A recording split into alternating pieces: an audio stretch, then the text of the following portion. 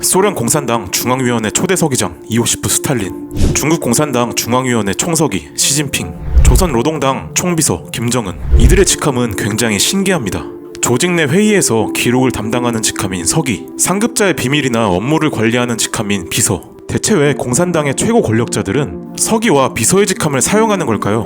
최초의 공산국가인 소비에트 연방의 수상이었던 블라디미르 레닌의 직함은 인민위원 평의회 위원장이었습니다. 이는 어디까지나 공산당의 직책이 아니라 정부기구의 직책이었기 때문에 사실상 소련 공산당의 수반 직책은 따로 없었습니다. 당시 스탈린은 서기장직을 재임하고 있었는데, 서기장은 당의 조직 문제를 취급하는 나름 중요한 직책이었지만 그래도 역시 위원장이었던 레닌이 결정한 지침에 따라 당의 실무를 집행하는 꼭두각시 직함에 불과했습니다. 물론 서기장은 민주국가인 대한민국으로 치면 대통령을 보좌하는 대통령 비서실장 느낌의 직책으로 물론 직급이 낮은 직함은 아니었습니다. 레닌은 서기장인 스탈린의 보좌를 받고 소련 공산당원들의 토론 안에서 중요한 문제를 결정했는데, 레닌이 뇌졸중으로 인해 제대로 된 활동을 할 수 없게 되자 스탈린이 업무를 대행하고 회의를 주재하게 되면서 소련 내에서 최고의 핵심 권력으로 부상하게 됩니다. 결국 레닌이 죽자 스탈린이 서기장의 직함을 유지한 채 소련 공산당의 최고 지도자로 올라섰는데, 이것이 다른 공산국가에도 전파되면서 서기장이라는 직함은 곧 공산당 수장을 의미하게 되었습니다. 그래서 공산당 고유의 최고 지도자의 정체성을 유지하기 위해 공산주의 국가에서는 서기장의 국가원수직을 겸임하는 것이 관례가 되었습니다. 스탈린이 사망한 후 정권이 바뀌면서 소련 최고 지도자의 자리는 소련이 붕괴할 때까지 서기장과 제1서기의 직함을 번갈아가며 사용했는데,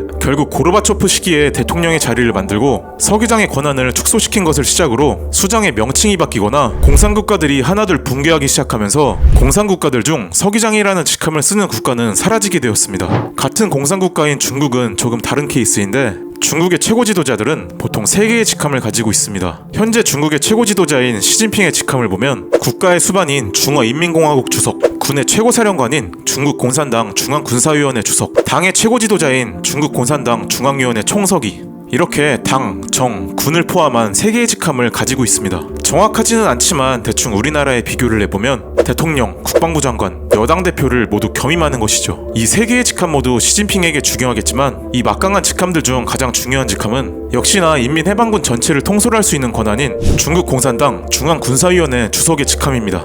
중국의 최고 지도자가 마오쩌둥이던 시절, 마오쩌둥이 주도한 대약진 운동으로 수천만 명이 아사하자 경제가 완전히 붕괴하면서 당 내부에서 비판이 폭발합니다. 결국 마오쩌둥은 국가 주석 자리에서 물러나면서 대신 류사오치와 덩샤오핑에게 권력을 주었지만, 그들이 마오쩌둥의 정책과 마오주의를 비판하자 자신이 밀려날까 불안했던 마오쩌둥은 문화 대혁명을 일으켜 류사오치를 숙청하고 덩샤오핑을 실각시켰습니다. 이렇게 덩샤오핑은 마오쩌둥이 죽을 때까지 복권과 실각이 반복되며 살얼음판을 걷는 듯 했습니다. 마오쩌둥이 이렇게 할 수 있었던 이유는 그가 중국 공산당의 상징과 같은 인물인 이유도 있겠지만, 그의 어록 중 하나인 권력은 총구에서 나온다 라는 말처럼 중국 공산당의 군사력을 손에 쥘 수 있는 중앙군사위원회 주석의 직함을 유지했기 때문이었습니다. 이 때문에 이후 중국의 최고 지도자가 된 덩샤오핑은 중화인민공화국 주석이나 중앙위원회 총서기 같은 굳이 필요 없는 나머지 직함들은 가지지 않고 중앙군사위원회 주석의 직함으로만 중국을 다스렸을 정도로, 이 직함을 가지고 있는 사람이 곧 중국의 최고 지도자를 뜻했습니다. 중국의 권력 승계에서 차기 최고 지도자는 전임이 아니라 전전임이 결정하고 나간다는 격세지정이라는 원칙을 고수하기 때문에 임기의 절반을 덩샤오핑의 그림자에 가려진 장점인 역시 덩샤오핑이 정한 다음 후계자인 후진타오에게 중앙군사위원회 주석직을 다른 직함들에 비해 약 2년 늦게 물려줬기 때문에 2개의 권력 중심이라 불리며, 후진타오 역시 장점인처럼 반쪽짜리 최고 지도자가 되었습니다. 대부분 이 중앙군사위원회 주석의 직함은 최고 지도자가 다음 후계자에게 물려주기 전에 중앙군사위원회 요직이나 부주석 자리에 자신의 사람을 앉히거나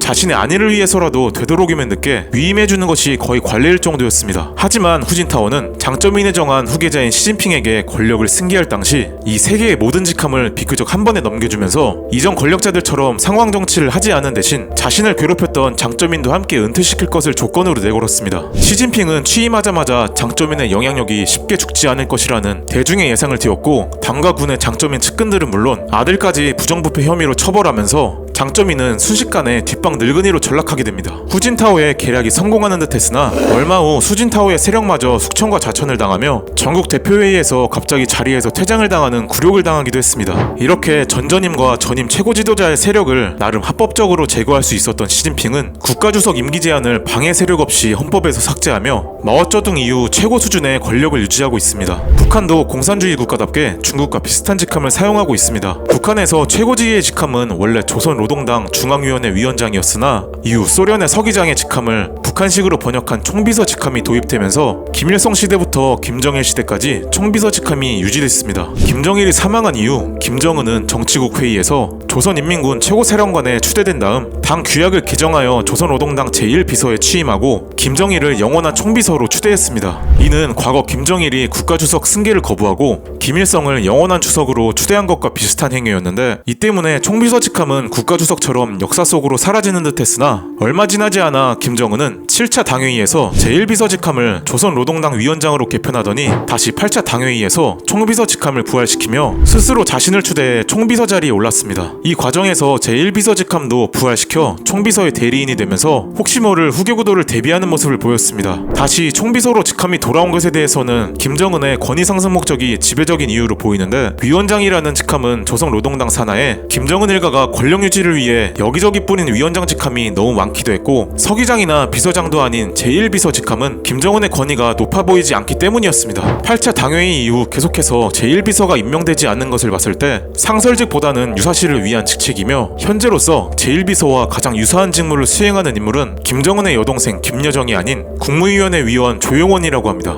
베트남 또한 북한과 같이 총비서 직함을 사용하고 있는데, 현재 베트남의 국가주석인 르엉크엉이 의전상 국가원수를 맡고 있고, 정부 수상인 판민진이 내각을 총괄하며 행정부의 수반을 맡고 있는데, 실권은 베트남 공산당 총비서인 응우엔 수원푹이 장악하고 있습니다. 지금까지 시청해주셔서 감사합니다.